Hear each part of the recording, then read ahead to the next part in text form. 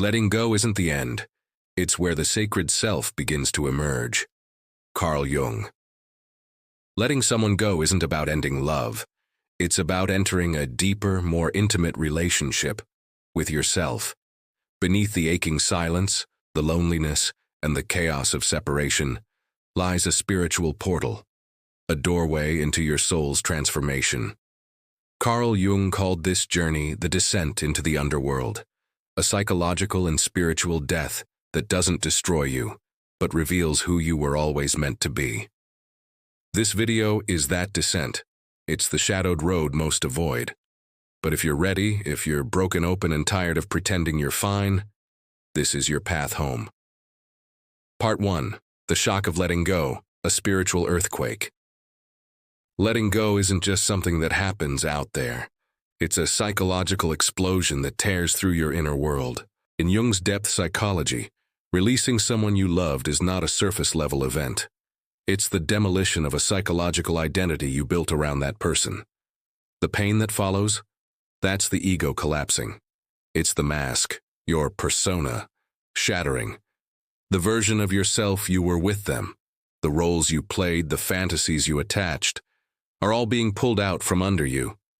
The familiar self is now gone. What replaces it is uncertainty, confusion, despair. But Jung warned, this is not failure, this is the beginning of the sacred work. Spiritually, this collapse is called the dark night of the soul, a confrontation with the unconscious, where the ego no longer calls the shots. You are not just mourning the person, you are grieving the illusions that comforted you. This psychic quake is a call from the self, the deeper you, demanding transformation. But first, it destroys. This stage is all about loss of control, of false security, of who you thought you were. Most run from this. They reach backward, grasp for someone else, or distract themselves. Jung called this a spiritual regression, a betrayal of your becoming. To avoid this stage is to stay stuck. To endure it is to awaken. Part 2. Meeting the shadow, the darkness within. Letting go forces you to meet someone you've spent your life avoiding, your shadow. This is the unconscious part of you that holds your shame, rage, fear, and your repressed greatness. In relationships, we project it onto others. We romanticize their qualities or blame them for our pain. But in truth, they were just reflecting you back to yourself. When you let them go, those projections collapse.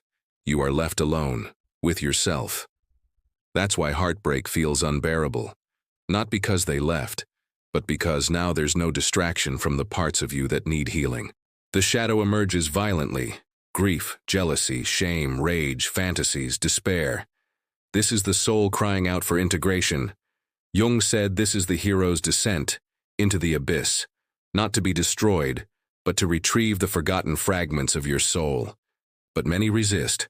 They get bitter, they blame, they spiral. Only those who turn toward their shadow with honesty, not judgment, begin to transform. What did I project? What am I reclaiming? These questions change everything. This isn't about condoning abuse. It's about self-liberation. Only by owning what we see in others can we begin to become whole. Part 3. Ego death. The unmaking of your identity. Letting go is death, not literal, but psychological. And like all true deaths, it leaves no part of you untouched. Jung called this the ego death, the unraveling of the I you thought was permanent. The roles, lover, savior, victim, disintegrate. You are no one, and nothing feels real. You're in freefall. But this is not insanity, it's sacred disillusionment. Jung likened this to alchemy, the nigredo stage, the blackening, where everything you were breaks down into psychic ash. But it's only through this disintegration that a new self can emerge. The ego's death makes room for the self to rise, but this cannot be forced. It can only be endured.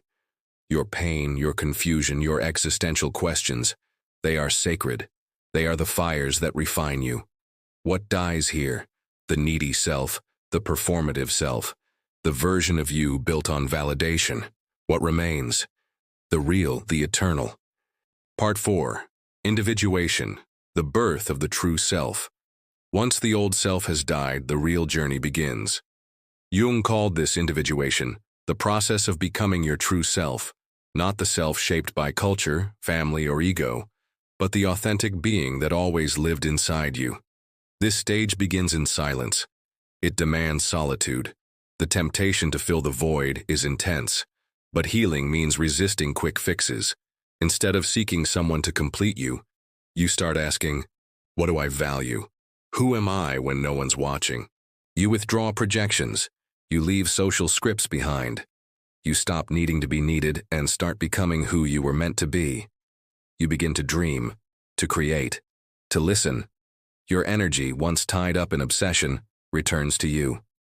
You start living, not reacting. You're no longer desperate to be seen. You begin to see yourself. Part 5. Inner alchemy, transforming pain into power. This is the hidden gift. That heartbreak, when endured, becomes a crucible, a sacred fire. Jung saw this as psychological alchemy, the transformation of raw emotion into gold. First comes nigredo, the blackening, the breakdown, then albedo, the whitening. You gain clarity. You see your projections for what they were. You start forgiving yourself, them, life. Then citrinitas, the yellowing. Inspiration returns. You rediscover your power. You create, you trust, you love again, but from wholeness, not fear. Finally, rubedo, the reddening, integration. You become someone new, not because you replaced what you lost, but because you became who you truly are. You move through the world not as someone broken, but as someone transfigured. Part 6. Reclaiming inner authority, becoming your own source. Letting go is also about reclaiming what you gave away. Power, safety, self-worth. You projected it all onto someone else, and when they left, it felt like you lost everything. But the truth? They were never the source, you were. Jung taught that we give our power away through projection. We idolize, we cling, we make others our gods. And when they're gone, we're empty. But now you turn inward, you ask, where did I abandon myself? Where did I beg for love I hadn't given myself? Where did I silence my truth? Now you retrieve what you lost. You set boundaries. You speak your truth. You follow your calling. You stop asking for permission to be who you are. This is what Jung called inner sovereignty. You are no longer ruled by the world. You are ruled by the self. Part 7. Awakening the sacred self. Love without need. Now, the sacred reveals itself.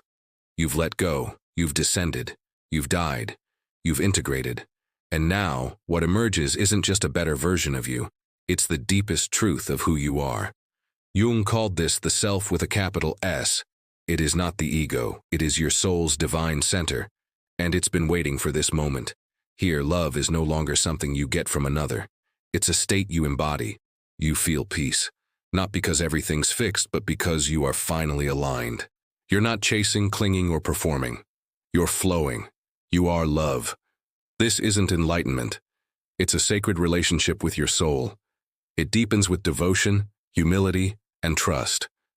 And now, when you meet others, it's not to complete you, but to reflect the love you already are. Part 8. Integration. Living as your whole self. This is the final phase, but it's really a beginning. Jung called it integration. You return to the world not as who you were, but as who you are.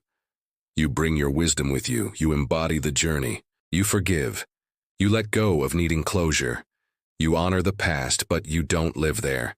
You walk into new relationships from fullness. You serve. You love. You create. Not to prove, but to express. You've become the sacred alchemist. You've turned loss into light, pain into purpose. You're no longer defined by who left, but by who rose from the ashes. And in this cycle, new losses will come, new deaths. But now you know they aren't endings, they are initiations. Letting go wasn't your undoing. It was your awakening.